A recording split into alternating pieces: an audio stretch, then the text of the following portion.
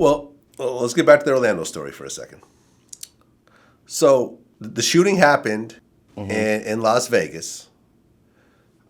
Tupac dies. And, that was your friend, and I understand that you're not going to comment about his involvement in it, firsthand. But I interviewed Greg Kading, and he told me some interesting things that I didn't know before. Any of the Southside Crips that were actually working as informants, were any of them wearing wires or anything of that sort? No. No. They were coming after the fact, saying, hey, I was here, I was listening to the conversation that was going on, and this is what was said. And did they have cases themselves that they were trying to lessen by giving this information up? Not at that time, no. So why were they cooperating with the police? Sometimes they would have a relationship based on some prior incident with the police.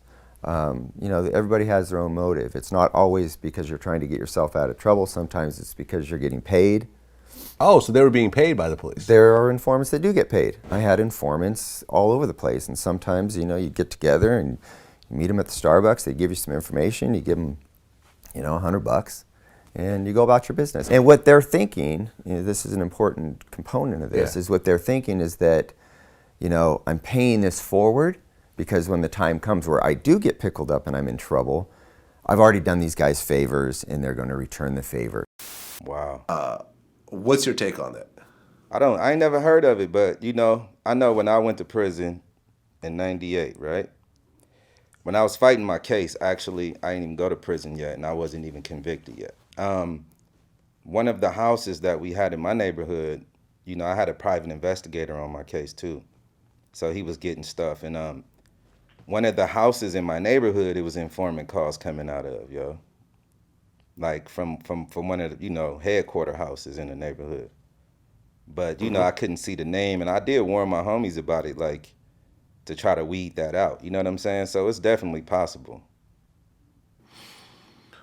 Have you ever seen, snitches in the neighborhood get killed? Not personally, but just heard stories of that? I mean, I've heard stories, yeah. Yeah. I've heard stories with people that they just said it, you know what I'm saying, and got killed. You know what I mean? Like without even any proof. It's just the type of person that told them, the statue, you know what I'm saying, like the weight that he holds in the hood was enough. You know what I mean? So yeah, I've seen several different things like that. Yeah. I forgot who told me, but I heard stories of people getting killed on their way to court. Mm-hmm. In court? Yeah, all type of things. Mm-hmm. In court? You've heard of people getting killed in court? Yeah, stabbed or, almost, people try to kill them in court, yeah. Yeah. Well, here's another interesting part about the Orlando story. According to Greg Kading, they started getting what initially was anonymous calls. In addition to a family member of Orlando Anderson's own family who early on was contacting detectives and saying my nephew was likely involved in this. My nephew? Yeah. But you're not talking about Keefe D? No, is a female. So Orlando Anderson's aunt was reporting to the police that her nephew killed Tupac? There was definitely somebody in that immediate family environment that was, I don't want to create continued issues for, what takes place in these, everyone's going to go and try to figure out who this is. And right. Then of course, there's a responsibility on my part not to create harm for people. But yeah, this is the way it played out. There was a family member, a female, who was calling the police, ratting out Orlando Anderson. Was that female under investigation for other stuff? Absolutely not, no. She was just volunteering this information because she was angry at no, Orlando? Initially she was volunteering the information completely anonymously, under an alias, Candy. See, that's dangerous, bro, because look, this is how you can view that too in another way. Just say Suge paid a bunch of people to just call anonymously, right?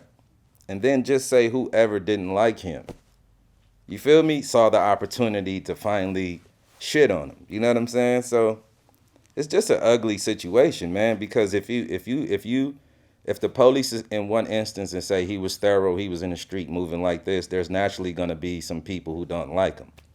You understand what I'm saying?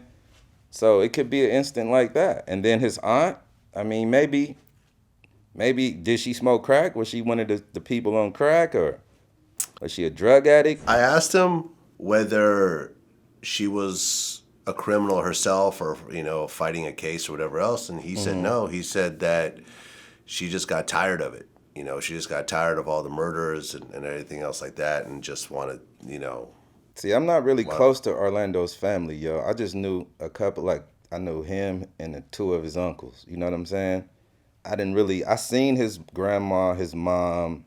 They've seen me on occasion throughout the year, but not in a way that they'll know who I am if they see me like that. Because me and Orlando, we was in the street, bro. Like, we wasn't usually at my house or his house. We was out in the world doing what we did. You know what I mean? Mm-hmm. So I don't know who this aunt could be, but that's interesting.